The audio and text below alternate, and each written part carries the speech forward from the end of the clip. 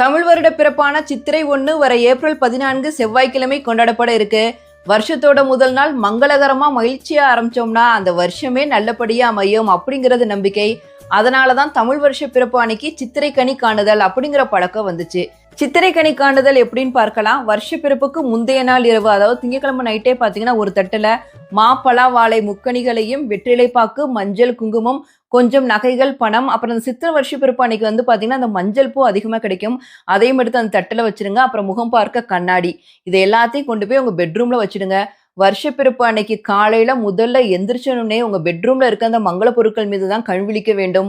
இந்த வருஷம் நல்லபடியா அமையணும் அப்படின்னு வேண்டிட்டு அந்த மங்கள பொருட்களை தொட்டு கண்ணில் வச்சு கும்பிட்டுட்டு அந்த மங்கள பொருட்களை கொண்டு போய் அப்படியே பூஜை அறையில வச்சுட்டு குளிச்சுட்டு வாங்க. அப்புறம் ஏதாவது ஒரு நைவேத்தியம் பண்ணிட்டு அதை கொண்டு வந்து சாமி கிட்ட படைச்சிட்டு அதோட துவரம் பருப்பு, உப்பு, அரிசி, அப்புறம் இனிப்பா வெள்ளமில்ல கற்கண்டு இதையும் வச்சு இது எல்லாத்தையும் சாமி கிட்ட வச்சு படைச்சிட்டு பக்கத்துல இருக்க ஏதாவது ஒரு கோயிலுக்கு போயிட்டு வாங்க. குலதெய்வ கோயிலுக்கு போறது ரொம்ப ரொம்ப நல்லது. வருஷ பிறப்பு அன்னைக்கு சில பேர் ஏதாவது புது பொருட்கள் வாங்குவாங்க.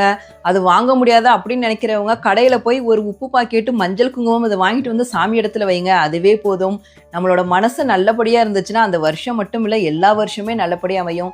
எல்லாரும் நல்லா இருக்கணும் அப்படின்னு வேண்டிக்குங்க. உங்க வாழ்க்கையும் என்னைக்கும் நல்லா இருக்கும். அனைவருக்கும் இனிய தமிழ் புத்தாண்டு நல்வாழ்த்துக்கள். வீடியோல காட்டுற இந்த பொருட்கள் எல்லாம் லாஸ்ட் வருஷம் நான் சித்திரை கனி அன்னைக்கு வச்சது.